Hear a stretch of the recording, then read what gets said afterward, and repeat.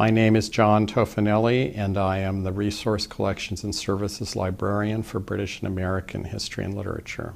My subject specialties are British and American History and Literature, American Studies, African American Studies, Latino Studies, and Asian American Studies. Of those areas, I would say the ones that I perhaps have the most personal connection with, because I've done the most research in them, they would be British history and literature. My academic background is that I have a PhD in English literature from Stanford University. My focus there was Victorian fiction. And my areas of academic expertise, I think, have been growing and growing since I got my PhD. And as I've become a librarian and worked with students and faculty in various disciplines, I feel like I've come to understand a lot about the way that history works, for example, or the way that interdisciplinary studies work. And so my expertise has expanded to meet the communities that I work with. I have worked at the libraries for 10 years. I came here in November of 2000. I would hope that students and faculty would feel free to make use of my services to speed up their own research process. If they, for example, let me know of a topic that they're researching, I can usually identify key resources that they might not have been aware of.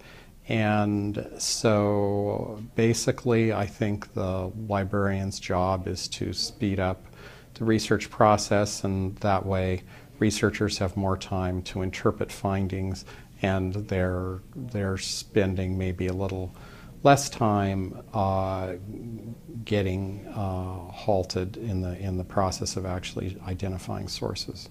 At Butler Library, we have all sorts of resources. There's books, electronic journals, videos online and on DVD, and we have a rare book and manuscript library that has rare books and manuscripts. In addition to what Butler Library itself owns, we can obtain lots of different things for people through Borrow Direct or Interlibrary Loan. One interesting new acquisition that we have made is a database called American Antiquarian Society Historical Periodicals.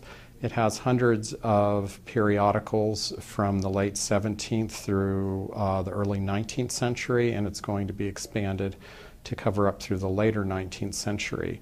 It reproduces periodicals collected by the American Antiquarian Society, and the virtue of their collections is that they were collecting fairly indiscriminately, so there's lots of materials that maybe people at that time would not have judged to be highly significant, but it provides a rich field for historians today to explore. Well, resources that are favorites of mine, I would say there's quite a number of them. Archive of Americana is a wonderful resource. Echo, 18th Century Collections Online, is very good.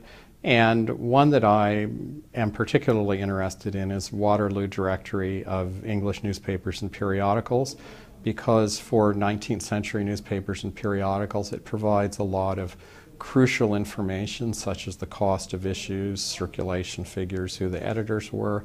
And I think that's the kind of contextual information that students need when they go into full-text databases and they access articles from these periodicals.